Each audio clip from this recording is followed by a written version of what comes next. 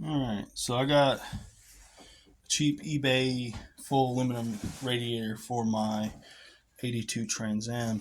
One of the issues I ran into was they decided to put M12 by 1.25 threads for the transmission cooler.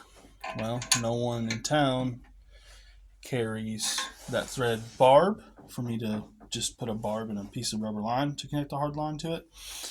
And no one carries a line nut that fits that either. So, what I've done is I found a bolt that is half by 20, which is the standard threads of the factory transmission cooler lines on the card.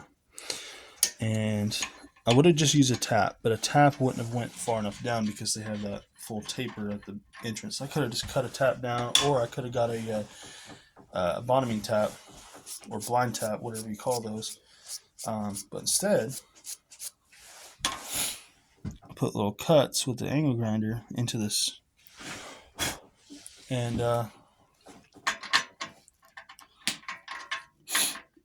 so I went in it twice. I'll come out, clean it up. But now look at that, that thread's in. And that's the same thread as my fitting is on my hard line. So now I should be able to thread in my transmission cooler lines. And it's a very simple hack way you can do this. It's not really the right way. I wouldn't recommend doing this.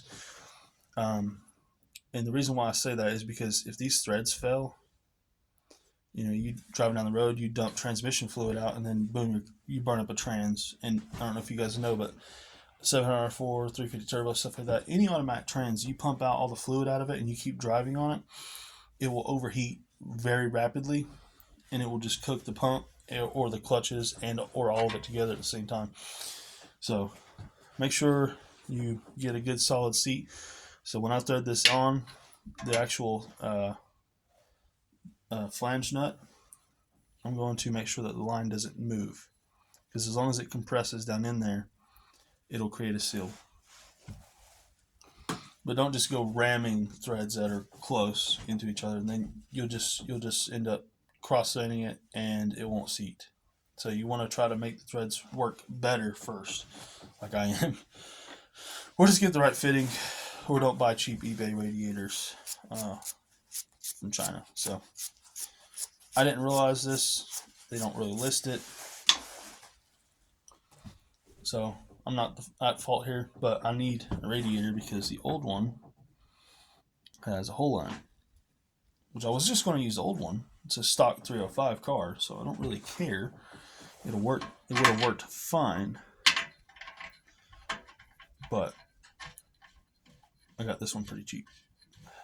So I'm gonna keep playing with this. I got the other one to do up there for the other transmission cooler line, but I just wanted to show you guys that real quick. So if you guys run into this issue and you need it done right quick, I'm trying to get the car done in the next week. I got brakes left and tires, and we should be good after this is installed. So that's why I'm doing this hack job. Maybe in the future I need to maybe upgrade the radiator, or just go back to a stock style, because it doesn't really need this upgraded cooling. I just really like that it doesn't have plastic tanks to fail. So, or I could just go and get a aftermarket auxiliary transmission cooler and mount it to the front of the radiator and run hose or lines to that. I don't really like using hoses. I've not really had too many issues, but my truck, I did have an issue. I ran stainless steel braided, but I didn't use AN fittings. I just used barbs and hose clamps. But I used stainless steel braided lines from the transmission all the way to a auxiliary cooler, and it leaks. Not a lot, but it will drip every once in a while coming from one of the lines. And it has two clamps on it. It has a really long barb. I've tried a lot of stuff. I don't know what the problem is, but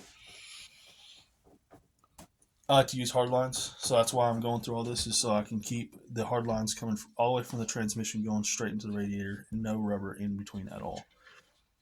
That's what I like. So that's what we're going to try to do.